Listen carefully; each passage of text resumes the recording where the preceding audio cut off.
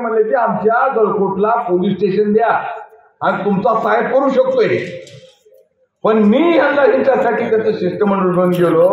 त्यावेळी साहेबांनी आम्हाला सगळ्याला बोलवलं, मान सन्मान दिला, चहा पाजवले आणि म्हणले की तुम्ही पोलीस स्टेशन कशाला मागता, तर फार आम्हाला अत्यंत आवश्यकता आहे. मग असं करतो ना, तुमच्या जळकोटला मी तालुका करतो म्हणून.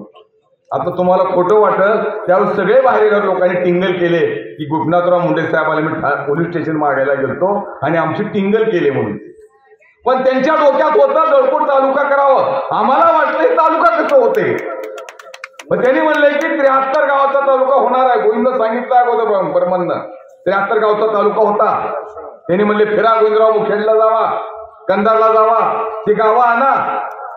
आणि मग कंधारची मुखेडची आम्ही जवळपास 15 दिवस आम्ही टूर काढलो. तुम्ही या जळकोटला, मुंडे साहेबाचं स्वप्न मोठा तालुका करायचा आहे. जळकोट तालुक्यात यायला एकही गाव तयार झालं नाही. 1.5 किलोमीटर असलेलं जाम सुद्धा येईना म्हणलं आपल्याला. आम्ही पुन्हा प्रस्ताव ठेवलो, अरे बाबा जळकोट नाही, जाम जळकोट करता, आधी जाम लावतो, तुम्ही महागी बी लावा आणि पुढे लावा, आम्ही तुमच्यात येणार नाही. आणि मग केडे साहेबाला माहित असेल, पोखरणी म्हणून एक गाव आहे तिकडे कंधार तालुक्यामध्ये. त्या पोखरणी गावातल्या लोक जमले आणि तुमच्या लातूरमध्ये येड जास्त आली येत नाही म्हणले. एवढी टिंगल आपली केली. आणि आम्ही सर्वांनी मुंडे साहेबांना सांगितलं, साहेब मुखेड मधले कंधार मधले गावं यायला तयार नाही. मग त्या गोविंद म्हणल्याप्रमाणे साहेबांनी म्हणले, अरे जळकोट तर तयार आहे का नाही, एक बी गाव असं तुम्ही तालुका करणार आहे. आणि बोलल्यासारखं त्यांनी केले, तो तालुका झाला. आम्ही सर्वांना अनेक आमदार झालो. मी झालो, माझ्या अगोदर बाळासाहेब झाले, पटवारी साहेब झाले, भोसले साहेब झाले, भालेराव साहेब झाले. पण आमच्यानं जळकोटला एवढं मोठं खरोखर सांगतो करणं झालं नाही. कदाचित आमच्या काळात फंड बी कमी होता. 60 लाख वर्षाला फंड होता मला. आणि 60 लाखात 48 गावं आणि उदगीरचे तेवढे गाव आम्हाला खुश करायचं होतं. आणि म्हणून आम्ही 2 लाख 2.5 लाख धरमपाल देवशेट्टी आले माझ्याकडे, मंदिर बांधायचं म्हणले, धरमपाल पहिला पण तुला बाबा सांग किती म्हणतो. 3 लाखामध्ये मला रात्रभर झोपाल नव्हती. 3 लाख दिलो धरमपाल.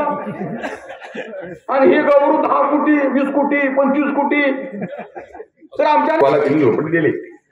पण त्या घराला घरपण देण्याचं काम नरेंद्र मोदी साहेबांनी केले. 2.5 लाखाचं घर देऊन ज्यानं केले त्याला केले म्हणावं. आणि म्हणून बनसोडे साहेबांनी तालुक्याला तालुका पण दिले, दर्जा दिला. आज जळकोट हेलिकॉप्टर मधून बघा, खाऊन बघून जमत नाही किती मोठं झालंय ते.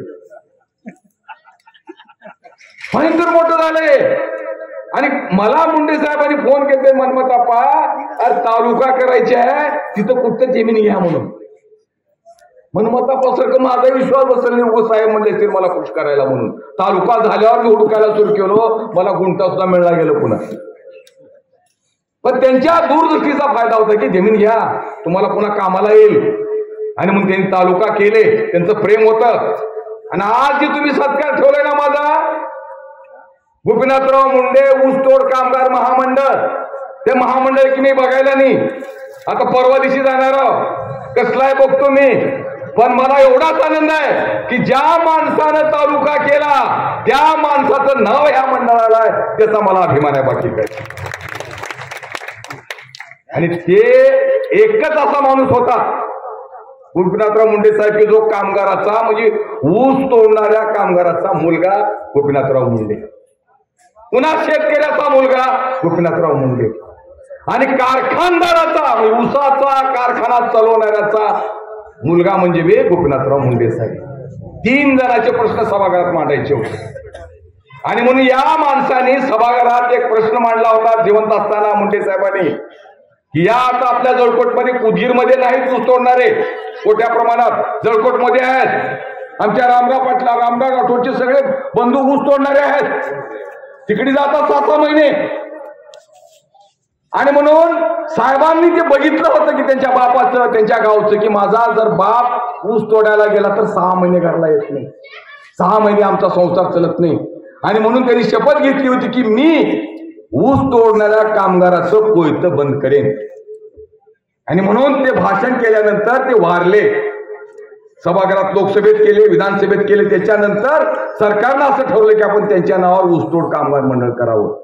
आणि म्हणून त्या लोकांना फॅसिलिटीज, वसतिगृह, त्यांच्यासाठी शाळा, त्यांच्यासाठी अनुदान, आणि ह्याला बजेट कुठलं? ऊस कारखान्याला जाणारा प्रत्येक ऊसाचा 1 टनाला 10 रुपये लावण्याचं काम सरकारने केलं. आपोआप ह्याला बजेट होणार असं महामंडळ स्थापन केले. आणि ते महामंडळ आता बनसोडे साहेबांनी मला सांगितले, मला काही माहित नव्हते. आणि मी त्यांना म्हणलो माझा सत्कार पुन्हा करा, मला अजून पत्र आणले काही. मी आणतो पत्र म्हणजे त्यांच्या भरोश्यावर मी सत्काराला आलोय. मला मिळते का नाही ते त्यांनाच माहित.